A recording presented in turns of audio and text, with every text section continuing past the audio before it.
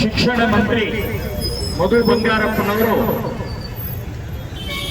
22ನೇ ಇಸ್ವಿಯ BJP ಸರ್ಕಾರದ ಅಧಿಸೂಚನೆಯನ್ನ ರದ್ದು ಮಾಡಿ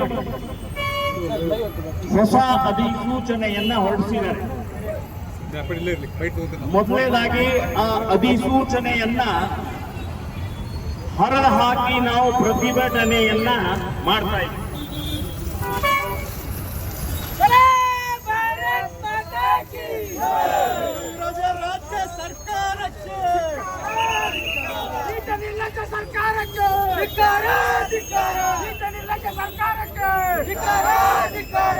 ಇವತ್ತು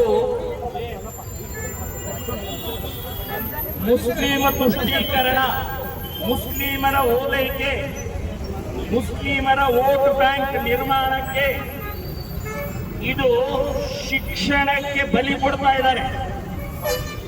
ಮುಸ್ಲಿಮ ವಿದ್ಯಾರ್ಥಿನಿಯರಿಗೆ ಇವತ್ತು ಅವರಿಗೆ ಶಿಕ್ಷಣ ಬೇಡ, ಹಿಜಾಬ್ ಬೇಕು ಅನ್ನುವಂಥ ಮಾನಸಿಕತೆಯನ್ನ ಕಾಂಗ್ರೆಸ್ ಸರ್ಕಾರ ನಿರ್ಮಾಣ ಮಾಡ್ತಾ ಇದೆ. ಇನ್ನೂ ಕೋರ್ಟ್ನಲ್ಲಿ, ಸುಪ್ರೀಂ ಕೋರ್ಟ್ನಲ್ಲಿ ಚಾಲ್ತಿಯಲ್ಲಿದೆ, ಆರ್ಡರ್ ಆಗಿಲ್ಲ. ಸೊ ಚಾಲ್ತಿಯಲ್ಲಿ ಇದ್ದಂತ ಇದನ್ನ ಹೇಗೆ ರದ್ದು ಮಾಡ್ತಾರೆ? ಕಂಟೆಂಪ್ಟ್ ಆಗತ್ತೆ. ಸೊ ಕಂಟೆಂಪ್ಟ್ ಹಿನ್ನೆಲೆಯಲ್ಲಿ ನಾನು ಹೇಳೋದು, ಈ ಶಿಕ್ಷಣ ಮಂತ್ರಿ ಮೇಲೆ, ಮುಖ್ಯಮಂತ್ರಿ ಮೇಲೆ ನಾವು ಕೇಸನ್ನು ದಾಖಲೆ ಮಾಡ್ತೀವಿ. ಸೊ ಕಂಟೆಂಪ್ಟ್ ಅನ್ನುವಂತಹ ಈ ಪ್ರಕ್ರಿಯೆ ಹಿನ್ನೆಲೆಯಲ್ಲಿ ಅಧಿಸೂಚನೆಯನ್ನ ಹೊರಡಿಸಿದ್ದೇ ತಪ್ಪು. ಸೊ ಆ ದೃಷ್ಟಿಯಿಂದ ನಾನು ಹೇಳೋದು, ಇವರಿಗೆ ವಿದ್ಯಾರ್ಥಿಗಳ ಶಿಕ್ಷಣ ಬೇಡ, ಓಟ್ ಬೇಕಾಗಿದೆ. ವಿದ್ಯಾರ್ಥಿನಿಯರಲ್ಲಿ ಭೇದ ನಿರ್ಮಾಣ ಮಾಡ್ತಾ ಇದ್ದಾರೆ. ಏಕತೆ ಸಮಾನತೆ ಅಲ್ಲ ಇದು. ಯೂನಿಫಾರ್ಮ್, ಸಮವಸ್ತ್ರ, ಅದರ ಅರ್ಥ ಮಧು ಬಂಗಾರಪ್ಪನವರೇ ನಿಮಗೆ ಗೊತ್ತಾ? ಸಮವಸ್ತ್ರ, ಯೂನಿಫಾರ್ಮ್, ಎಲ್ಲರೂ ಒಂದೇ, ಸಮಾನರು. ಇಲ್ಲಿ ಯಾವುದೇ ರೀತಿಯ ಭೇದ ಭಾವ ಇಲ್ಲ. ಮೇಲು ಕೀಳು, ಹಿಂದೂ, ಮುಸ್ಲಿಂ, ಕ್ರಿಶ್ಚಿಯನ್ ಅನ್ನುವಂತ ಭೇದ ಭಾವ ಇಲ್ಲದಂತ ವಿದ್ಯಾರ್ಥಿಗಳಲ್ಲಿ ಹಿಜಾಬವನ್ನು ಧರಿಸಿ ಒಡಕನ್ನ ನಿರ್ಮಾಣ ಮಾಡ್ತಾ ಇದ್ದಾರೆ, ಭೇದನ್ನು ನಿರ್ಮಾಣ ಮಾಡ್ತಾ ಇದ್ದಾರೆ, ಪ್ರಚೋದನೆ ಕೊಡ್ತಾ ಇದ್ದಾರೆ. ಗಲಭೆಗೆ ನೀವು ಪ್ರಚೋದನೆ ಕೊಡ್ತಾ ಇದ್ದೀರಿ ಅನ್ನುವಂಥದ್ದು ನಾನು ಹೇಳ್ತಾ ಇದ್ದೀನಿ.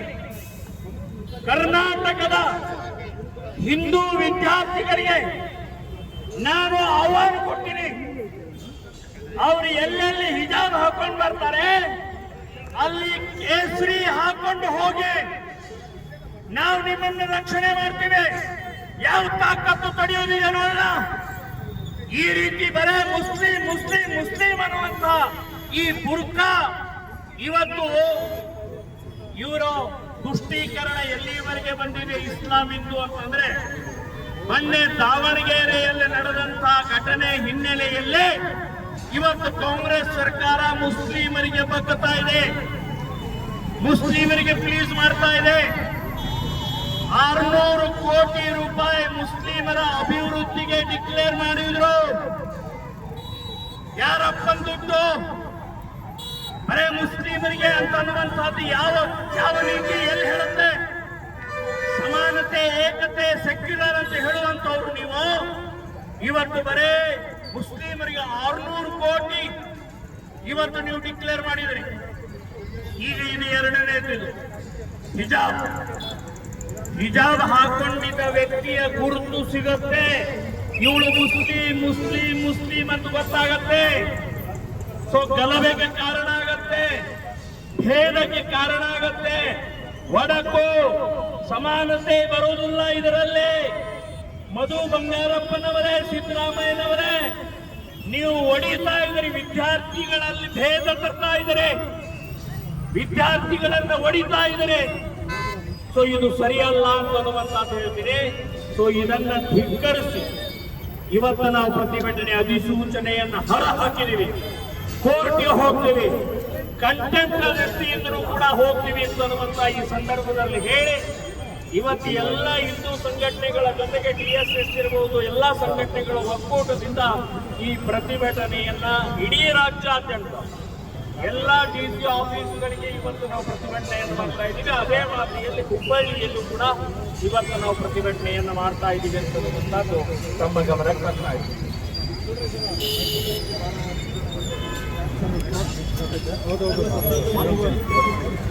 ಸರಿ ಸ್ವಲ್ಪ ಭಾರತ್ ಮಾತಾ ಕೀ ಹಿಂದೂಗಳ ನೀಚ ಸರ್ಕಾರಕ್ಕೆ ಮುಸ್ಲಿಮರ ದೃಷ್ಟಿಕೋನ ಮಾಡುತ್ತಿರುವ ನೀಚ ಸರ್ಕಾರಕ್ಕೆ ಅಯೋಗ್ಯ ಸಚಿವನಿಗೆ ಭಾರತ್ ಮಾತಾ ಕೀ ಜೈ ಶ್ರೀರಾಮ್ ಜೈ ಶ್ರೀರಾಮ್. ಮುಸ್ಲಿಮರ ದೃಷ್ಟಿಕೋನ ಮಾಡುತ್ತಿರುವ ಹರಾಮ್ಖೋರ್ ಸರ್ಕಾರಕ್ಕೆ ಮುಸ್ಲಿಮರ ದೃಷ್ಟಿಕೋನ ಮಾಡುತ್ತಿರುವ ನೀಚ ಸರ್ಕಾರಕ್ಕೆ